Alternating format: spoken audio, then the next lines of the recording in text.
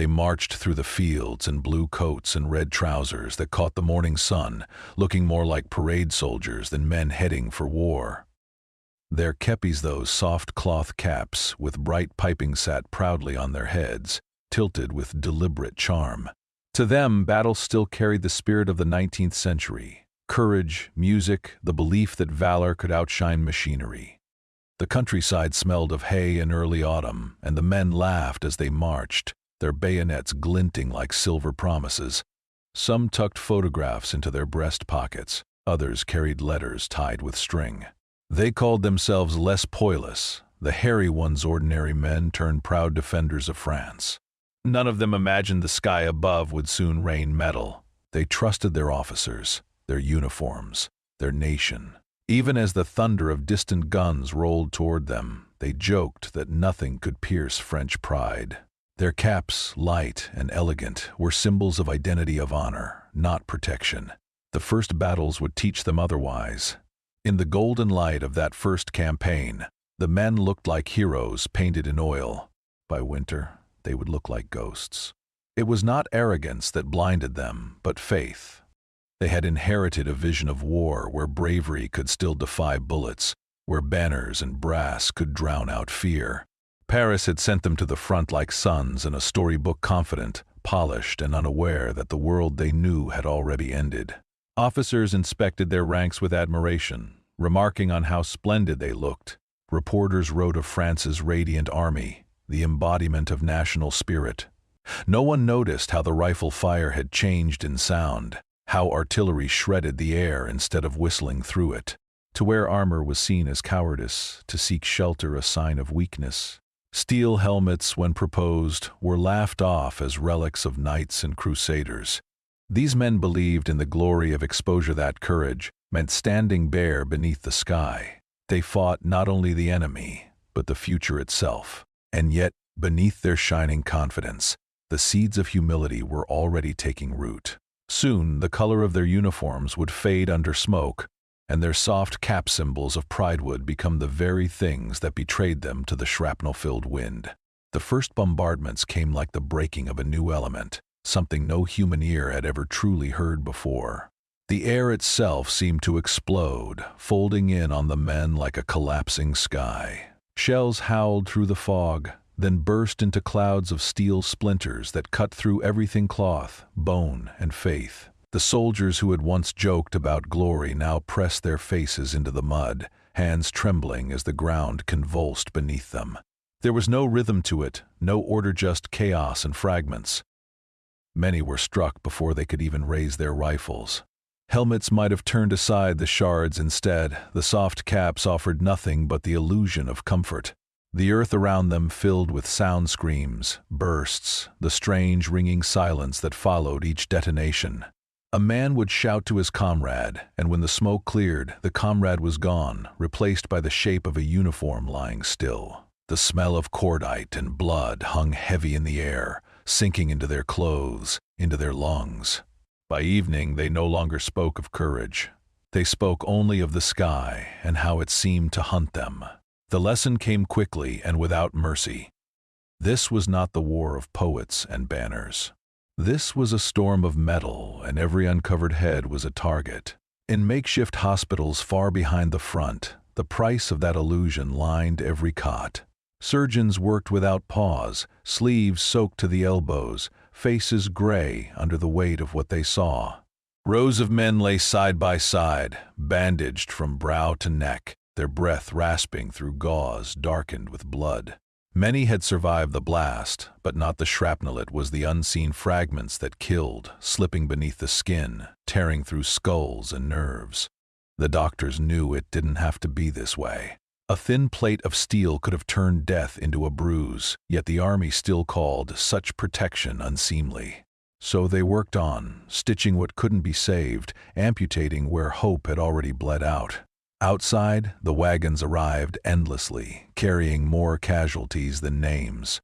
The stench of disinfectant could not mask the truth. This was not a wound of bravery, but of negligence. In the pauses between surgeries, when the guns fell briefly silent, The medics looked at the heaps of blood-soaked caps piled in corners and said nothing. Each one had been a soldier's pride. Now they were proof of how fragile pride can be.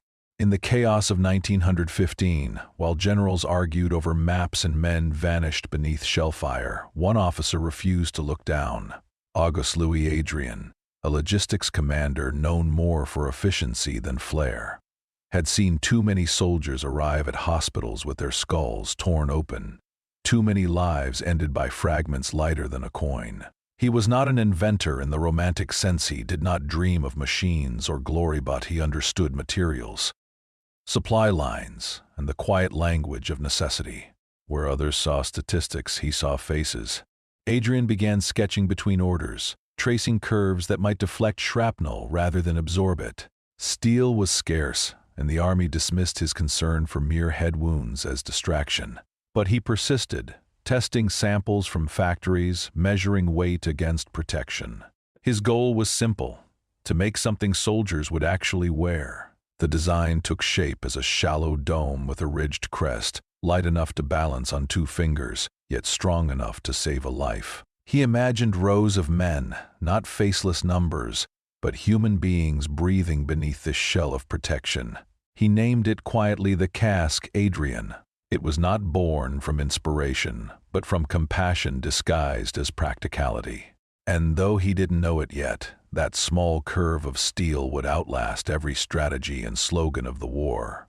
When the first prototypes reached the field, laughter greeted them before bullets did. Soldiers called them soup bowls, tin hats, and parade toys. Officers frowned, unwilling to exchange elegance for safety. Even factory workers hesitated, wondering how something so thin could stop death. The press joined in, describing Adrian's invention as absurd, a symbol of bureaucratic overreach.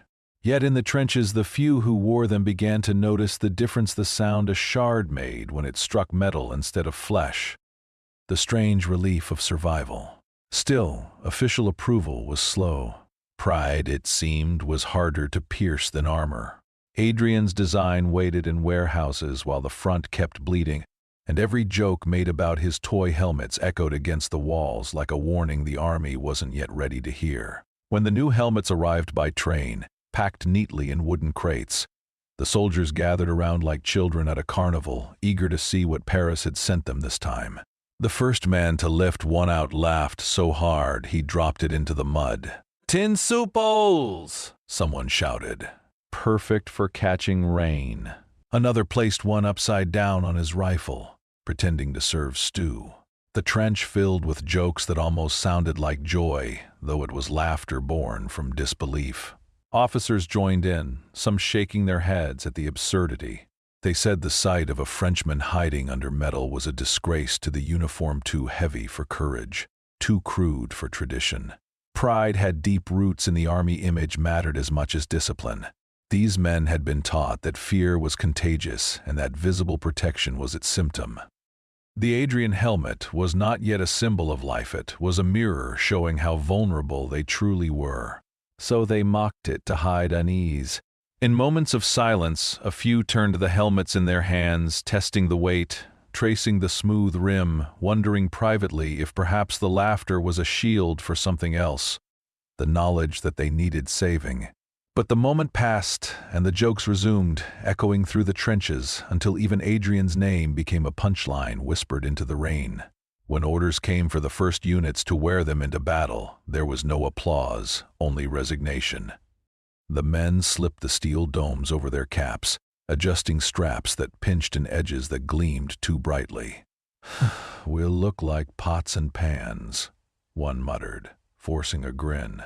As they waited for dawn, the helmets reflected the faint orange of artillery flashes, tiny sparks dancing across a horizon that smelled of iron and smoke. The officers said little, their silence heavier than the gear. Then the barrage began, screams of shrapnel ripping through air and soil. The soldiers crouched low, the helmets ringing softly as fragments struck and slid away. It was a strange music, faint but real, the sound of survival beginning to prove itself. For the first time, they didn't laugh. They listened. And in that sound, something shifted. disbelief giving way to the first quiet breath of faith. The story spread quietly at first, carried by rumor through the mud and smoke. A shell had burst near a trench outside Verdun, spraying molten fragments in every direction. When the dust settled, one man was still standing. His name was Leclerc, a farmer's son from Lyon, known more for his singing than his marksmanship. The blast had thrown him backward, his rifle twisted, his pack shredded. For a long moment he didn't move, thinking he had died. Then he touched his head. The metal crest of his Adrian helmet was dented, burned black where the shrapnel had struck. Beneath it, his scalp was bleeding but intact. His comrades pulled him to his feet, staring in disbelief. The same men who had mocked the helmets 2 weeks before now crowded around it like a relic. One picked it up, turning it under the pale light. The dent was deep, shaped like survival.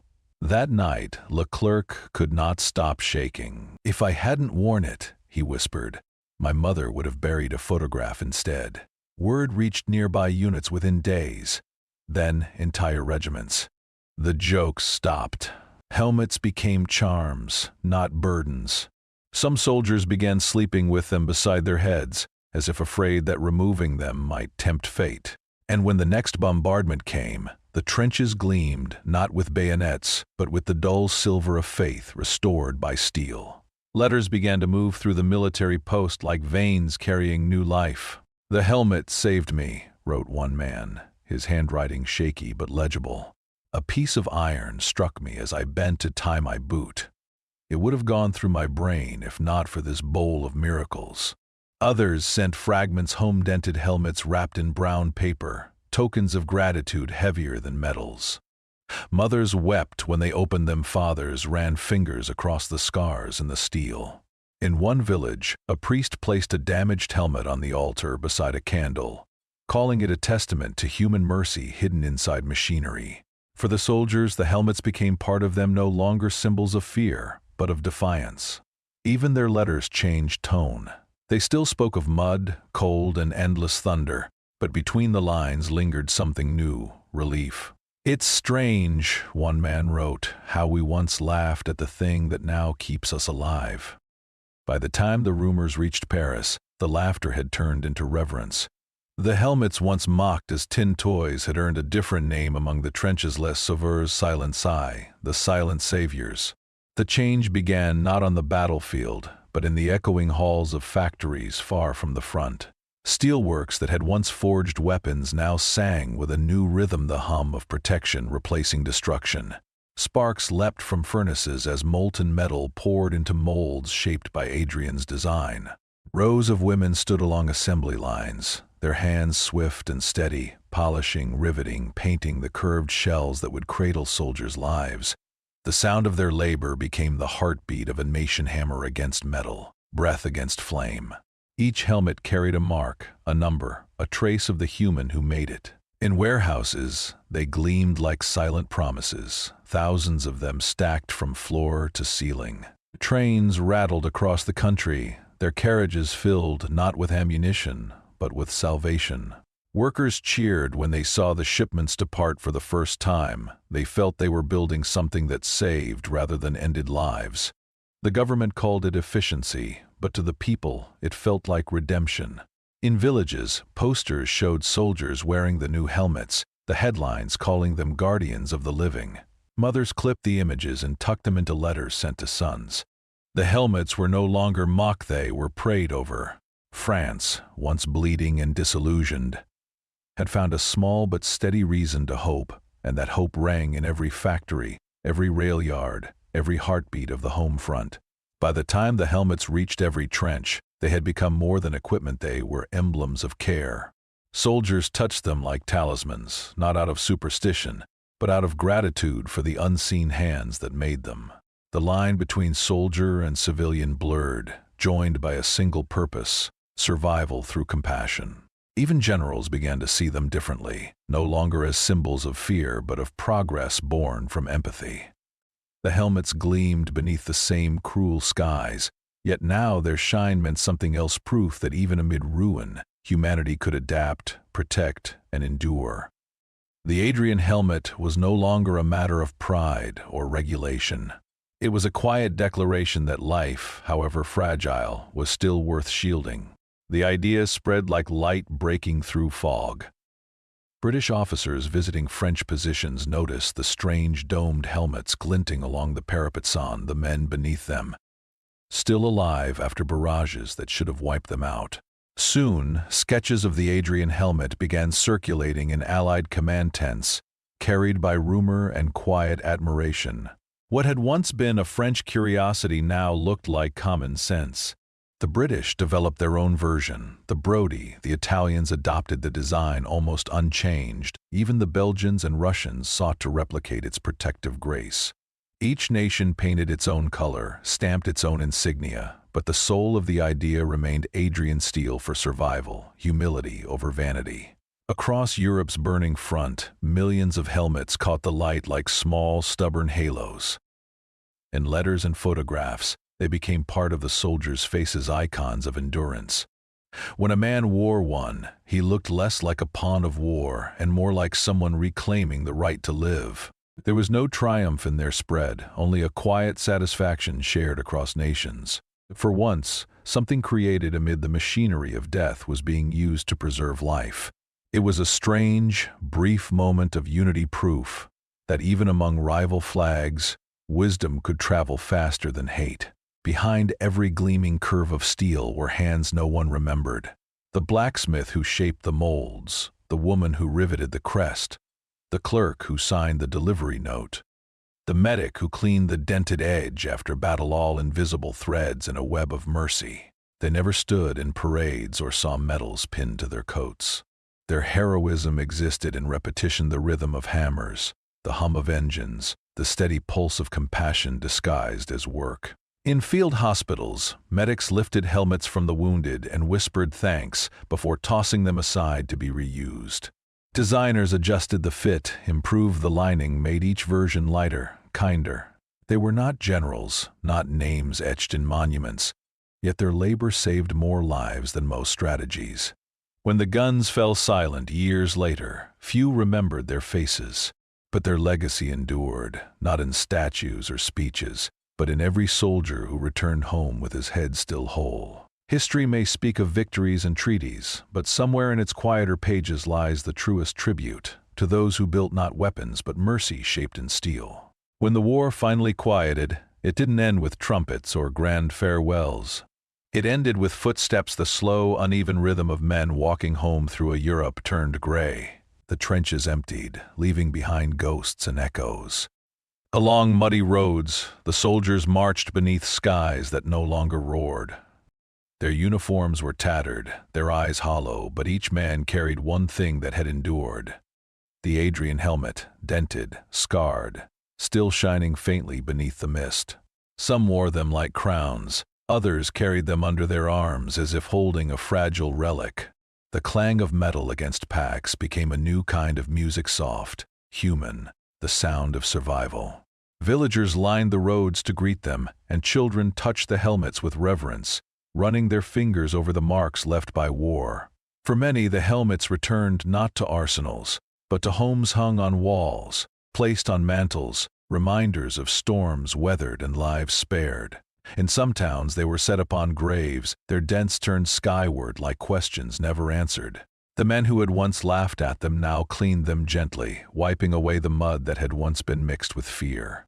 Under the falling rain, the sound of droplets on steel became the quiet hymn of peace, proof that even in ruin, something beautiful had been preserved.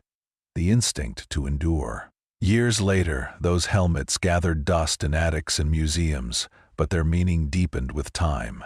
They were more than artifacts of survival, they were symbols of awakening. Humanity had learned, however briefly, that progress was not always born from ambition, but from empathy. The Adrian helmet stood for something greater than protection from shrapnel. It represented protection from indifference, from the arrogance that once called safety unmanly. Its steel had saved skulls, but its lesson had saved something softer, humility. Every generation since has faced its own invisible shrapnel, new dangers, new prides, and each must decide again what it means to protect. The rain still falls, and when it touches the old helmets on forgotten fields, it sounds like memory itself, gentle, forgiving, eternal.